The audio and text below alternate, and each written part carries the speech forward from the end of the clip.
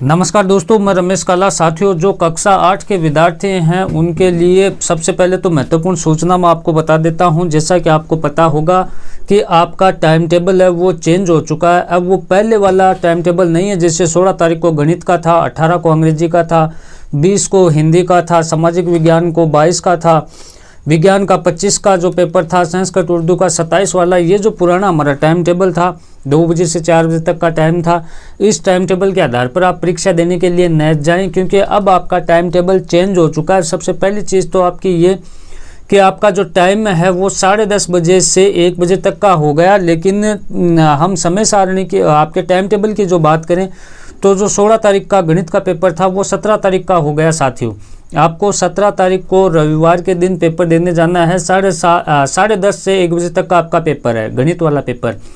और ये मैं आपको 17 तारीख के लिए महत्वपूर्ण पेपर दे रहा हूँ, उत्तर सहित है, इसको लास्ट तक आपको देख लेना है। अंग्रेजी का हमारा 27 अप्रैल को पेपर होगा, बुधवार को टाइम वही रहेगा 10:30 से 1 बजे तक। 1 मई को आपको रविवार के दिन हिंदी का पेपर रहेगा साथियों, टाइम 10:30 से 1 बजे तक। 8 मई को आपका रविवार के दिन सामाजिक विज्ञान का पेपर रहेगा, टाइम 10:30 से 1 बजे तक। ये सभी का सेम है। उसके बाद 12 मई को विज्ञान को सोमवार को आपका पेपर होगा, विज्ञान का 12 मई को सोमवार को आपका विज्ञान का पेपर होगा। 17 मई को आपका संस्कृत उर्दू का पेपर होगा, मंगलवार का।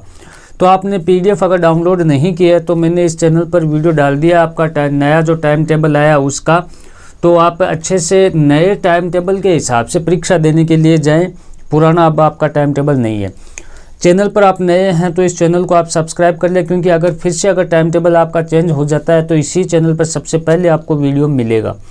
अब हमारा कक्षा 10 गणित का जो 17 अप्रैल रविवार के दिन जो प्रश्न पत्र होने वाला है, नए टाइम टेबल के हिसाब से नया आपको पेपर दे रहा हूँ, उत्तर सहित आपको दे रहा हूँ।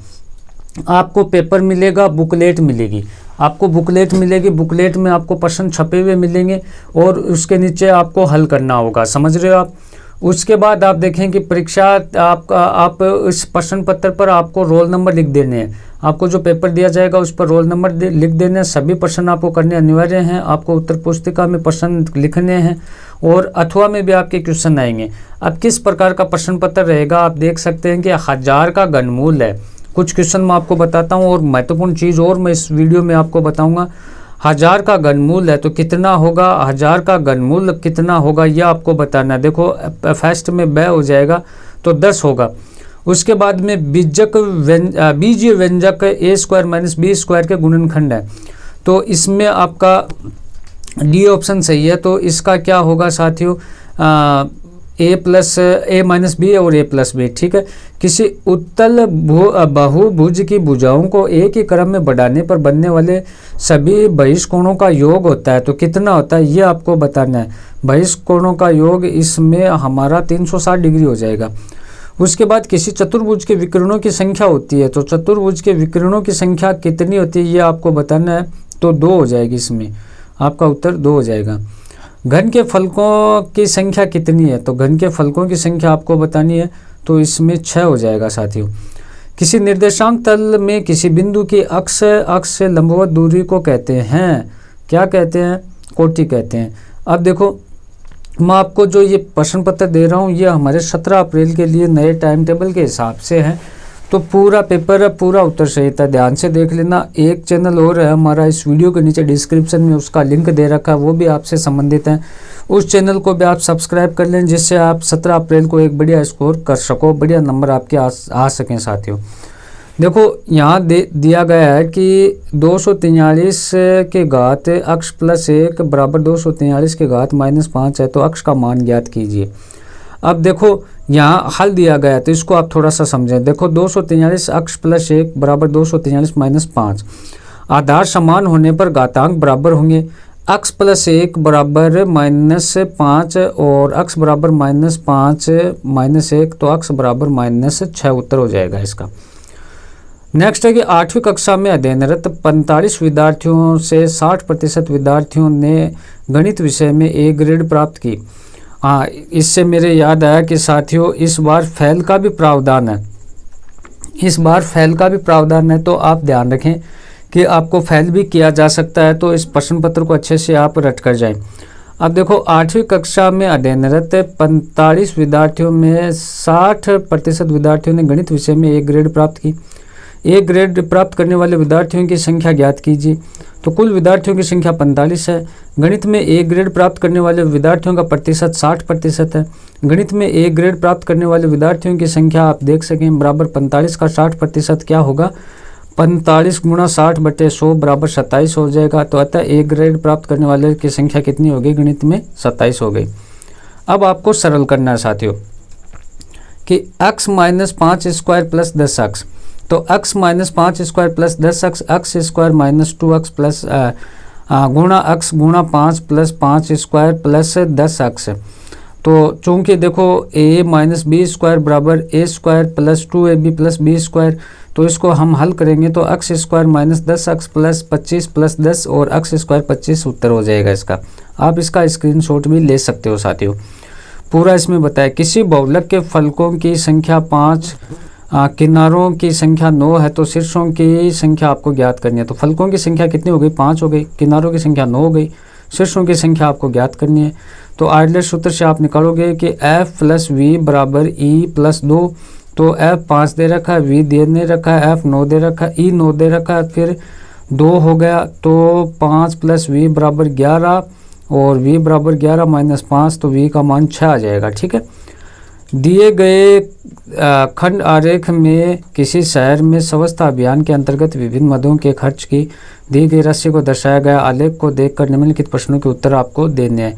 तो सबसे अधिक राशि कौन से मद में व्यय की गई और कितनी की गई, शौचालय के निर्माण में कितनी राशि दी गई, इसका आप स्क्रीनशॉट ले लें। उसके बाद आपको मान ज्ञात करना है कि 3 सही 1/2 प्लस ये जो समीकरण दे रखा है इसका आप स्क्रीनशॉट ले लें। अच्छे से इसको तैयार करके जाए। मैं आपको क्वेश्चन बता देता हूँ। यदि 4 अंकों की संख्या 72 अक्ष 6 ये विभाज्य अक्ष के मान ज्ञात करना आपको। नेक्स्ट आप देखें कि ऊर्ध्वाधर गणितीय अभ्यास सूत्र का उपयोग करते हुए 415 गुणा 132 का मान ज्ञात करना है। इसका भी आप स्क्रीनशॉट ले लें। पूरा पेपर ज़रूर देखें आप। हाँ, उसके बाद देखो उपयुक्त सर्व समीका का उपयोग करते हुए निम्नलिखित का मान आपको ज्ञात करना, तो इनका मान ज्ञात करना है। नेक्स्ट प्रश्न आप देखें, एक समबाहु का प्रत्येक अंतः कोण 165 डिग्री है, तो उसमें भुजाओं की संख्या आपको ज्ञात करनी है। 17 का क्वेश्चन आप देखें कि एक समचतुर्भुज का क्षेत्रफल 360 वर्ग सेंटीमीटर है, तो विकर्णों में से एक विकर्ण की लंबाई 20 सेंटीमीटर है, तो दूसरे विकर्ण की लंबाई आपको ज्ञात करनी है। निम्नलिखित व्यंजकों के गुणनखंड आपको ज्ञात करना है। नेक्स्ट क्वेश्चन आप देखें साथियों, यदि 11 के 3 लगातार गुणजों का योग 363 है तो उन्हें ज्ञात करना आपको। दिए गए समांतर चतुर्भुज PQRS में कोण x और y का मान ज्ञात करना है। दिए गए पाई चार्ट में वाहन चालकों की विभिन्न गलतियों से होने वाली दुर्घटनाओं को दर्शाया गया है। पाई चार्ट का आधार निम्नलिखित प्रश्नों को उत्तर दीजिए। सबसे अधिक दुर्घटना किस कारण से हुई, अचानक ब्रेक लगाने व सड़क के खराब स्थिति के कारण कुल कितनी दुर्घटना हुई, ये आपको बताना है। 22 का क्वेश्चन महत्वपूर्ण है कि पायल ब्यूटी पार्लर खोलने के लिए 20,000 रुपये का ऋण किसी राष्ट्रीयकृत बैंक से लेते हैं। यदि बैंक 14% वार्षिक दर से चक्रवृद्धि ब्याज लेती है तो ब्याज वार्षिक संयोजक करता है। तो ज्ञात कीजिए कि 3 वर्ष बाद ऋण चुकता करने के लिए पायल को कुल कितनी राशि बैंक को लौटानी पड़ेगी। ठीक है। उसके बाद कुछ क्वेश्चन और देख लेते हैं हम कि एक व्यापारी ने 14,000 का सामान खरीदा। अपने सामान को लाने में उससे 50 रुपये किराए और 150 रुपये मजदूरी के खर्च किए। तो ज्ञात कीजिए कि 5% लाभ कमाने के लिए उस सामान को कितने रुपए में बेचा। एक चतुर्भुज ABCD की रचना कीजिए जिसमें भुजा AB बराबर 4.5 सेमी है, BC 5.5 सेमी है, CD 4 सेमी है, AD 6 सेमी है, AC 7 सेमी है। ठीक है साथियों, स्क्रीनशॉट ले लें आप पूरे प्रश्न पत्र का। एक आयत की रचना कीजिए जिसकी आसन भुजाएं 6 सेमी और 4 सेमी है। एक बेलन की त्रिज्या 7 सेमी और संपूर्ण पृष्ठीय क्षेत्रफल 968 सेमी है, तो बेलन की ऊंचाई आपको ज्ञात करनी है। दी गई आकृति का क्षेत्रफल आपको ज्ञात करना है मीटर में। तो इस प्रश्न पत्र को आप ज़रूर तैयार करके जाए, क्योंकि नए टाइम टेबल के हिसाब से नया प्रश्न पत्र डिस्क्रिप्शन में एक चैनल का लिंक दे रखा है, उसे भी आप सब्सक्राइब कर लें। धन्यवाद साथियों।